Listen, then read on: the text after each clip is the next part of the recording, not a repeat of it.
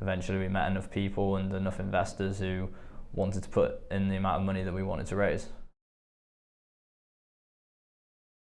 The idea for financing really didn't come about for a decent amount of time, to be honest. It was at the start, it was just like, all right, we went to the venture accelerator at our school, just kind of like went through the process, did the whole like business plan stuff and all that, which looking back was probably a huge mistake, but anyway, it took too much time. And only at the time where we were like, okay, this is how we want the product to look, this is how it should look, how are we actually going to get it built, and how are we going to help us get it built, was at the stage where it's like, okay, now we need to go and raise capital. But it wasn't one of the senses that like, oh, this is a startup, like we have to raise money. It was like, we like physically need it because it's this X amount of money to help us get the product built. So that's how it started. And then we raised that amount of money, just like honestly through like friends and extended friends and family really, just like wealthy individuals, which very small amount of money helped us get us off the ground, help us launch and validate the product. And at that stage we launched for like a 6-week period, like insane like growth, did really well, really good metrics, really good traction. And then we kind of sat down and we were like, okay, we've definitely got something here. Like, look at the metrics, look at how people are using it, look at the buzz. Now we should go and raise actual funding, and go and raise like a seed round from like institutional, like angel investors really, who are like actual proper investors. So that's when we really set out and went to raise the money. At that point, we'd obviously built up quite a big connection through our university, of terms of investors that are in the Boston community at the time.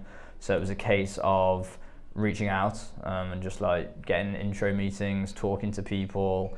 Quickly you can file through the bullshit of people that just want to take a meeting because they think it's cool or whatever. And at that time we were never going to raise money from like a venture capital or anything like that. It was very much angel investors, which are rich individuals essentially, some of them who do it for a living, some of them who just have made a lot of money in their specific jobs and like to do this on the side, and essentially just meet with them. And you know, we got to the stage where we were like 2 meetings and done, because we knew that this was all, we'd had some traction, but it was all long term, you know, it was all long term vision. And after 2 meetings, if you're not going to invest, you're never going to, because at the end of the day, you're going to invest in us and the idea, and that was what it is. And we figured that out pretty quickly, and then eventually we met enough people and enough investors who wanted to put in the amount of money that we wanted to raise. So that was how we got there. Obviously a lot of a longer process than that, and there's a lot of ups and downs, but that's really what we figured out was, okay, you know pretty soon when you meet someone whether they're serious or not. And you can tell someone's interest, and then from there it was like, okay, I usually did the first meeting, gauge their interest, then we'd obviously meet the rest of the team. And I'd say every investment we got was, yeah, it was based on the idea and the potential money they could go back if Blurr like blows up to be the next like big social media product or whatever. But at the end of the day, they invested in us, because at the time we were 3 21-year-old guys coming up and talking to seasoned investors that had launched 4 or 5 companies themselves.